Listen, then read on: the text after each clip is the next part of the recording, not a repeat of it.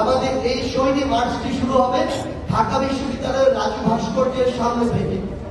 আমরা চাই এই পয়েন্টগুলো থেকে, ঢাকার প্রত্যেকটি পয়েন্ট থেকে আপনারা চাইলে ব্যক্তিগত উদ্যোগে আসতে পারেন, আপনারা চাইলে ওই পয়েন্টগুলো থেকে একত্রিত হয়ে আবার আপনাদের ব্যক্তিগত কোনো উদ্যোগে নির্দিষ্ট কিছু যানবাহনের মাধ্যমে আসতে পারেন। এটি আপনারা নির্ধারণ করবেন। এটি আগামীকাল বিকাল 3টায় ঢাকা বিশ্ববিদ্যালয়ের রাজু ভাস্কর্যের সামনে থেকে শুরু হবে।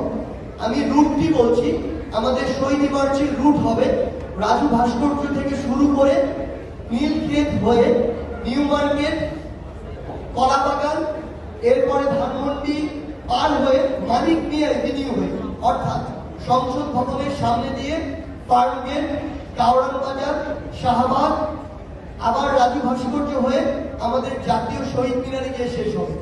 এবং সেইখানে আমরা প্রত্যাশা করি আমাদের শহীদ পরিবারের একজন মা, একজন বাবা, একজন ভাই, একজন বোন তাদের জায়গা থেকে তাদের চাওয়াগুলো বলবেন, তাদের অনুভূতিগুলো বলবেন এবং পরবর্তী বাংলাদেশের তরুণ প্রজন্মের কাছে, ছাত্র জনতার কাছে তারা কি চান সেটি তারা তাদের জায়গা থেকে উপস্থাপন করবেন।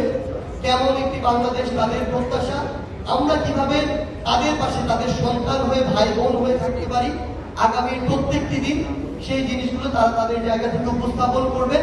এবং আমরা আপনাদের কাছে অনুরোধ করি, বিনীত অনুরোধ করি, বাংলাদেশের যারা মিডিয়া কর্মী ভাইরা রয়েছেন, আমরা বিশ্বাস করি আপনারা অধিকাংশই আপনারা আপনাদের যে জার্নালিজমের যে স্পিরিট সেটি আপনারা ধারণ করেন।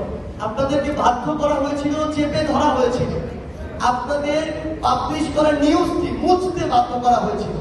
আমরা আমাদের আন্দোলনের সময় দেখেছি সত্যি একটি হেডলাইন যখন নিয়েছে কয়েক মিনিট পরে সেটি মুছে দেওয়া হয়েছে।